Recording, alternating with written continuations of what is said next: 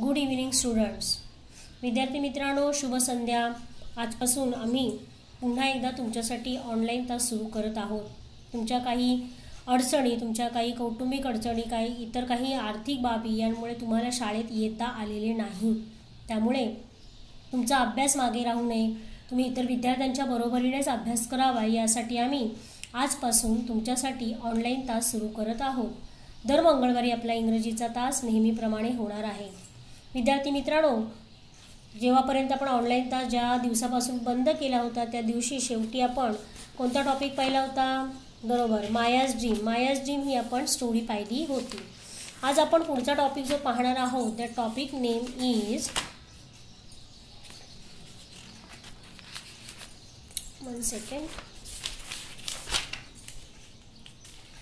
That topic name is building sentences. Building sentences म्हणजे काय रे विद्यार्थ्यांनो? सेंटेन्सेस म्हणजे वाक्य. बिल्डिंग म्हणजे काय तर तयार करणे, किंवा तुम्ही असंही म्हणू शकता की वाक्यांची इमारत. चला तर मग आता वाचूया यामध्ये काय आहे. चूज वन वर्ड और the phrase from each house and make meaningful sentences. काय म्हटलंय? Choose one word phrase from each house and make meaningful sentences. प्रत्येक घरातील एक शब्दगट निवडा आणि अर्थपूर्ण वाक्य तयार करा. आता बघा आपल्याला काय दिलेत, हे 3 हाऊस दिलेले आहेत. एक ब्ल्यू कलरचा आहे, एक येलो कलरचा आहे आणि एक ग्रीन कलरचा आहे. असे 3 कलरचे हाऊस तुम्हाला दिसत आहेत. सर्वप्रथम मी त्याच्यातली वाक्य, त्यातले शब्द मी तुम्हाला वाचून पटापट दाखवते. द लायन सिंह, द माऊस उंदीर, अ कॅट मांजर, अ डॉग कुत्रा, अमित हे मुलाचं नाव आहे, नीना मुलीचं नाव आहे, अ फ्यू मेन म्हणजे काही माणसे, सम चिल्ड्रन म्हणजे काही मुले. आता दुसऱ्या हाऊसमध्ये काय दिलेत बघा शब्द. स्लेप्ट म्हणजे स्लीपचा भूतकाळ दिलेला आहे. ही सगळी भूतकाळातली म्हणजे होऊन गेलेली क्रियापद आहे. जसं आपण म्हणतो झोपणे झोपला होता, धावणे धावत होता, खेळणे खेळत होता. म्हणजे जी गोष्ट घडून गेली. जसं आपण गोष्ट सांगताना म्हणतो एक राजा होता, एक सिंह एका जंगलात राहत होता. तसं स्लीप म्हणजे झोपणे, त्याचा भूतकाळी रूप म्हणजेच पास्ट टेन्स शब्द आहे स्लेप्ट. रनचा पास्ट टेन्स वर्ड म्हणजेच भूतकाळी शब्द आहे रॅन. जम्प याचा जम्प्ड ईडी लावलाय जम्प्ड. क्लाइंब म्हणजे चढणे, जम्प म्हणजे उड्या मारणे, क्लाइंब म्हणजे चढणे आणि त्याला ईडी लावला म्हणजे तो चढत होता. वॉक म्हणजे चालणे, वॉक म्हणजे चालत होता. फॉल हा त्याचा वर्तमान काळ आहे, प्रेझेंट टेन्स आहे, त्याचा पास्ट टेन्स आहे फेल, पडला होता. आता तिसऱ्या घरामध्ये कोणते फ्रेज दिलेले आहेत आपल्याला, कोणते फ्रेज किंवा वाक्प्रचार दिलेत. Under the tree. आता अंडर या शब्दाचा अर्थ तुम्हाला माहिती आहे. अंडर म्हणजे खाली, अंडर द ट्री म्हणजे झाडाच्या खाली. टू द वॉल भिंतीकडे, फ्रॉम द ट्री झाडापासून, अ वॉल भिंत, ऑन द वॉल भिंतीवर, ऑन म्हणजे वर, ऑन द मॅट म्हणजे चटईच्या वर. आता बघा विद्यार्थी मित्रांनो, अशा प्रकारे ब्ल्यू, येल्लो आणि ग्रीन या 3 बॉक्समध्ये आपल्याला वेगवेगळे शब्द दिलेले आहेत आणि ते घेऊन आपल्याला वाक्य बनवायचे.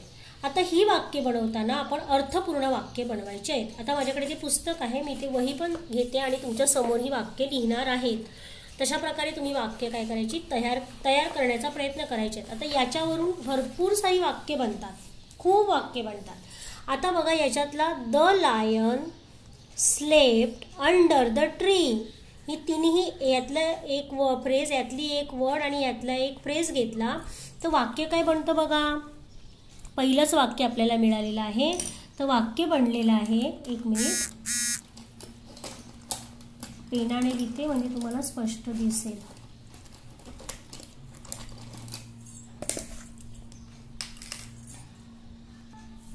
बघा आता पेनाने लिहिते. आपण काय काय घेतलं, यातनं काय घ्यायचंय द लायन, यातून काय घ्यायचंय स्लेप्ट अंडर द ट्री. याचं आपण वाक्य लिहायचंय. तर बघा आपण त्यातला घेतला पहिल्यातला द लायन स्लेप्ट आणि तिसऱ्या बॉक्समधून आपण काय घेणार आहोत अंडर द ट्री. बघा आपलं वाक्य तयार झालं. या वाक्याला पूर्ण अर्थ आहे. म्हणजे अर्थपूर्ण वाक्य आहे हे. The lion slept under the tree म्हणजे सिंह झाडाखाली झोपला होता. आपलं वाक्य तयार झालं की नाही. आता पण मी सरळ सरळ वाक्य बनवूया आधी, मग तिरकी वाक्य तुम्हाला बनवायला दाखवते. The mouse ran to the wall. बघा आता मी हे लिहून घेते. The mouse ran to the wall. उंदीर भिंतीच्या दिशेने धावत होता. अजून आपण पुढचं वाक्य बनवूया. A cat jumped from the tree. From the tree म्हणजे झाडावरून. मग आपल्याला तिसरं वाक्य भेटलं. The cat jumped from the tree. बघा काय वाक्य मिळालं आपल्याला. The cat jumped from the tree. मांजरीने झाडावरून उडी मारली. आता हेच वाक्य आपण the lion jumped on from the tree असं पण म्हणू शकतो. The mouse jumped from the tree असं पण म्हणू शकतो. कारण सिंह सुद्धा झाडावर चढला तो झाडावरून उडी मारू शकतो. उंदीर सुद्धा झाडावर चढला तर तो झाडावरून उडी मारू शकतो. डॉग पण येऊ शकतो. Dog jump from the tree. किंवा असं पण येऊ शकतं. Dog slept under the tree. A cat slept under the tree. A mouse slept under the tree. The lion slept under the tree. म्हणजे असं करता करता आपण भरपूर अशी वाक्य या टेबलवरून बनवू शकतो. मी फक्त 3 दाखवली, तुम्ही भरपूर बनवायचे. अजून बनवूया अमित. आता अमित नावाचा मुलगा आहे. एका मुलाच्या नावाने आपण वाक्य बनवूया. मग इकडचं आपण काय घेतलंय. Amit walked on the wall. आता मुलं भिंतीवर पण चालतात बरोबर की नाही. काही मुलांना भिंतीवर चालायला आवडतं. मग वाक्य काय बनलं. Amit walked on the wall. Amit भिंतीवर चालत होता. Amit walked on the wall. भिंतीवर तो चालत होता. त्यानंतर काय. नीना वर्ण वाक्य बनवा. Nina fell from the tree. Nina झाडावरून पडली. म्हणजे आपण वाक्य काय बनवलं. Nina fell from the tree. Nina झाडावरून पडली. आपल्याला या सगळ्या फ्रेज मधल्या शब्दाचा अर्थ जर माहित असेल तर आपण सहज वाक्य बनवू शकतो. जर आपल्याला इंग्रजीत कळत नसेल तर आपल्याला ही वाक्य बनवता येणार नाहीत. आता अ फ्यू मेन काही माणसे. A few main slept under the tree. असं वाक्य बनवू शकतो आपण. काही माणसे झाडाखाली झोपली होती. A few main slept under the tree. Okay. बघा बघता बघता 6 वाक्य झाली आपली. अजून आपण फ्यू मेन वर्णा बनवलं. आता सम चिल्ड्रन वर्णा बनवूया. Some childrens climb on the mat. काही मुलं चटईवर काय करत होती. चटईवर उड्या मारत होती. Jumped on the mat. Climb आलं चढत होती तर येणार फ्रॉग ह्याच्यावर येईल. ऑन द वॉल ह्याच्यावर भिंतीवर चढत होती. क्लाइम म्हणजे काय चढणे. मग त्याच्यासाठी ऑन येणार. आता चटईवर कोण चढत नाही तर आपण शक्यतो वाक्य काय बनवणार. Some children jumped on the mat. Some children jumped on the mat. काही मुलं चटईवर उड्या मारत होती. अशा प्रकारे तुम्ही यातलं हा एक शब्द घेऊन ही सगळी घेऊन हे पहिलं वाक्य घेऊन एवढी वाक्य बनवू शकता. यातलं हा शब्द घेऊन दुसरा वर्ड घेऊन या सगळ्या फ्रेज घेऊन एवढी सगळी वाक्य बनवू शकता. म्हणजे या टेबलवरून भरपूर सारी वाक्य तुम्ही बनवू शकता. पण मात्र स्वतःच्या मनाचं कुठचाही शब्द त्यात ऍड करायचा नाही. यातला एक शब्द उचलायचा, यातला एक घ्यायचा, यातला एक घ्यायचा. तिन्ही जोडले की बरोबर काय होतं, एक वाक्य तयार होतं. बघा, the lion slept under the tree, the mouse ran to the wall, the mat jump from the tree, the cat jump from the tree, Amit walked on the wall, Nina fell from the tree, a few men slept under the tree, some children jumped on the mat. बघा, सगळ्या house मधलं एक एक word किंवा phrase उचलली आणि वाक्य तयार केलं. ओके, आता त्यांनी काय म्हटलंय की try to make bigger sentence by choosing 2 items from the first 2 houses. You may add the word and where necessary. आता जिथे and necessary असेल अशा ठिकाणी तो वापरायचा आहे. म्हणजे पहिल्या याच्यातलं आणि दुसऱ्या याच्यातलं डबल वाक्य वापरून त्याच्यामध्ये and घालायचा आणि and घालून तुम्ही काय करू शकता, वाक्य तयार करू शकता. जसं बघा, and घालून आपण काय वाक्य याच्यातलंच घेऊ शकतो. द लायन फेल अँड काय येऊ शकतं, फेल म्हणजे पडला and slept under the tree. आपण मोठं वाक्य बनवलं. बघा, क्वेश्चन नंबर 2 मध्ये जे आपल्याला 1 मध्ये जे ए दिलंय ना, त्याच्यामध्ये काय दिलंय बघा, तुम्ही अँड घालायचंय त्याच्यामध्ये आणि वाक्य तयार करायचं. म्हणजे काय, द लायन फेल अँड पडला अँड स्लेप्ट आणि झोपला कुठे, अंडर द ट्री. बघा, मोठं वाक्य आपण अँड घातलं त्याच्यामध्ये. काय घातलं, अँड. फेल म्हणजे पडणे, स्लेप्ट म्हणजे झोपला, फेल म्हणजे पडला. मग ही 2 आपण काय केली, क्रिया असणारी शब्द जे आहेत ते याच्यातनं घेतले आणि ते 2 शब्द अँडने जोडले आणि मोठं वाक्य तयार केलं. अशी मोठी वाक्य पण तुम्ही तयार करू शकता. आता काय होईल, the mouse ran and mouse धावला अँड क्लाइम्ड अ वॉल. बघा, तो धावला आणि भिंतीवर चढला. त्यानंतर तुम्ही याच्यातली पण डबल नावं घेऊ शकता. अमित अँड नीना किंवा Amit, Nina and some childrens jumped from the tree and ran. बघा, केवढं मोठं वाक्य झालं. बघा, काय काय घेतलं आपण. बघा, पहिल्या सेंटेन्स मधून काय घेतलं, पहिल्या सेंटेन्स मधून 3 नावं उचलली. अमित, नीना, अँड घातलं. अँड घालायला सांगितले आपल्याला त्यांनी, अँड घातलं. अँड हा शब्द घालून त्याला जोडला सम चिल्ड्रन. काय म्हटलंय पुढे, जम्प्ड. सम चिल्ड्रन काय येणार, स्लेप्ट ऑन द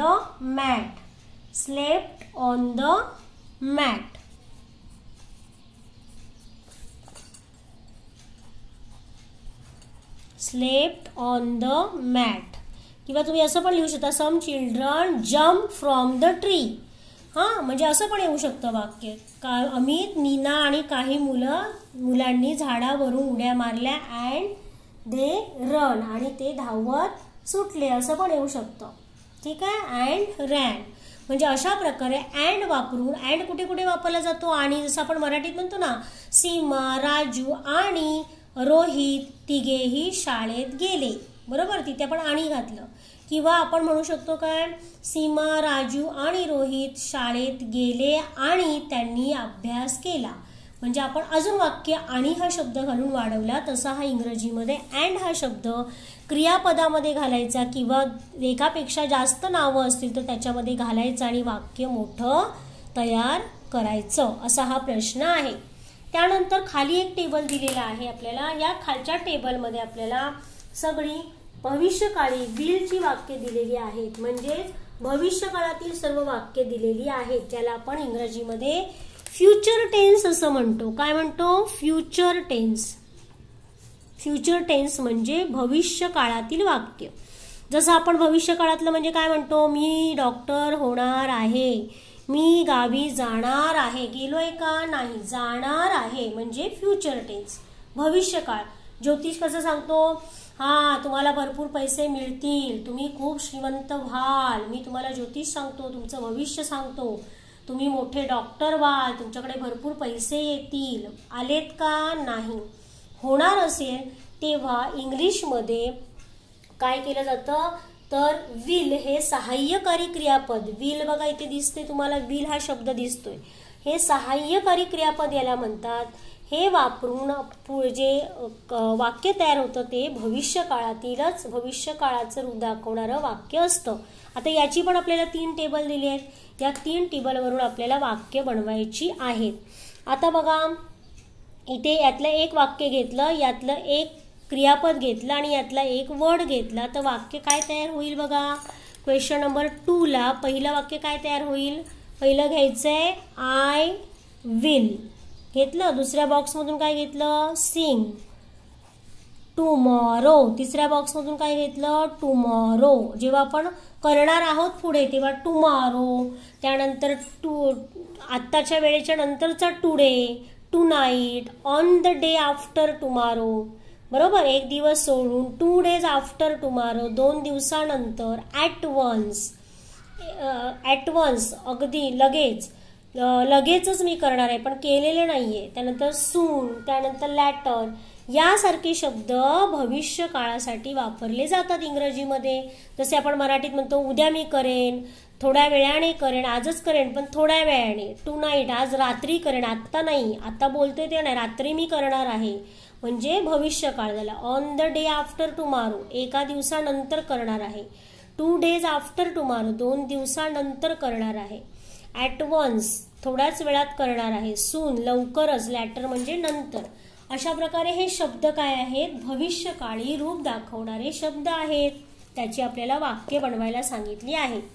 आता मी वाचून दाखवते. आय विल, आय म्हणजे मी, वी म्हणजे आम्ही, यू म्हणजे तू, तुम्ही, ही म्हणजे तो, शी म्हणजे ती, इट म्हणजे ते, दे म्हणजे ते, त्यांच्यासाठी ते सगळे.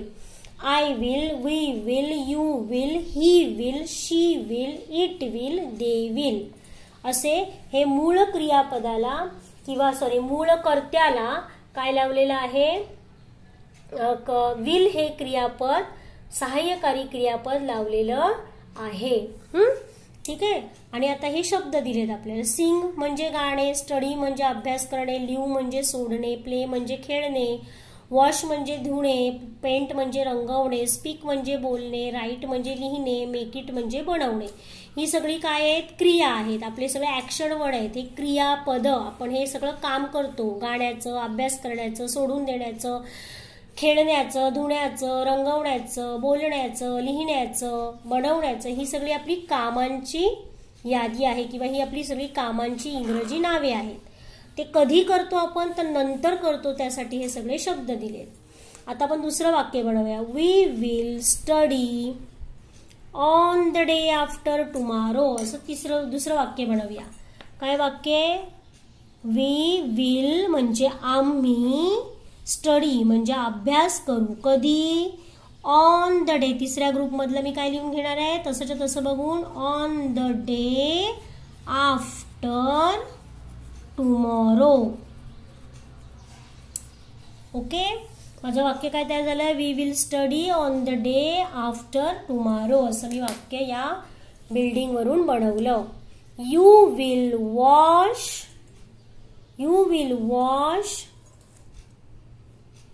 Today, you will wash today, तू आजच धुवून घे. यू विल वॉश टुडे, आज धुवून घे. ठीक आहे. त्यानंतर अशीच प्रत्येकातल्या एक एक. शी विल पेंट टुनाईट, ती आज रंगवणार आहे. शी विल पेंट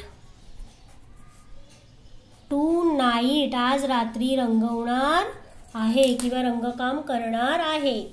अजून वाक्य असं प्रत्येकावरनं बनवू शकता. It will